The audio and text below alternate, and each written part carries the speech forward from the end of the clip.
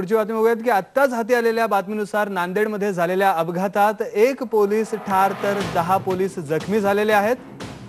पोलिसांच्या व्हॅनला झालेल्या अपघातात नांदेडमध्ये मधल्या चेतनानगर इथं 1 पोलीस मृत्युमुखी तर 10 पोलीस जखमी झालेले आहेत। यापैकी दोघांची प्रकृती गंभीर आहे। याबद्दलच आपल्याला अधिक माहिती देतोय संदीप काळे।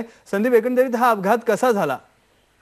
आज सकाळी ठरल्याप्रमाणे सीएमचा दौरा नांदेडला होता। सीएम सकाळी नांदेडला आले, नांदेडहून सीएम धनेगावला गेले आणि सीएमच्या सुरक्षा संदर्भात विमानतळावर एक साधारणतः 10 ते 15 पोलीस असलेली एक व्हॅन त्यांच्या सुरक्षेसाठी विमानतळावर गेली। ती व्हॅन परत नांदेडला शहरामध्ये परत येताना तिचा चैतन्यनगर या भागात अपघात झाला आणि या अपघातामध्ये 10 पोलीस अत्यंत गंभीररीत्या जखमी झालेत आणि त्यापैकी एक जण सिव्हिल हॉस्पिटलमध्ये आणताना दगावलेला आहे। नक्कीच संदीप, म्हणजे एकंदरीत आता जे गंभीर जखमी आहेत त्यांची प्रकृती कशी आहे? डॉक्टरांशी तुझं बोलणं झालंय का? माझं थोड्या वेळापूर्वी सिव्हिलमध्ये डॉक्टरांशी बोलणं झालं। त्यापैकी 5 जणांची परिस्थिती अत्यंत गंभीर आहे। आता पोलीस महानिरीक्षक, पोलीस उपमहानिरीक्षक आणि इतर जे सीएम असल्यामुळे मोठे अधिकारी नांदेडमध्ये आहेत ते सर्वजण आता सिव्हिल हॉस्पिटलला त्यांना भेटण्यासाठी आणि पाहण्यासाठी आलेले आहेत।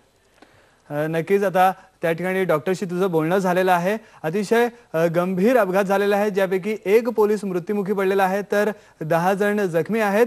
त्यापैकी 5 जणांची प्रकृती ही गंभीर आहे असं आत्ताच आमच्या रिपोर्टर संदीप काळेने सांगितलंय। संदीप, ही घटनेची माहिती जेव्हा मिळाली तेव्हा त्या ठिकाणी जे जखमी आहेत पोलीस त्यांना उपचारासाठी किती वेळात त्या ठिकाणी व्यवस्था केली गेली?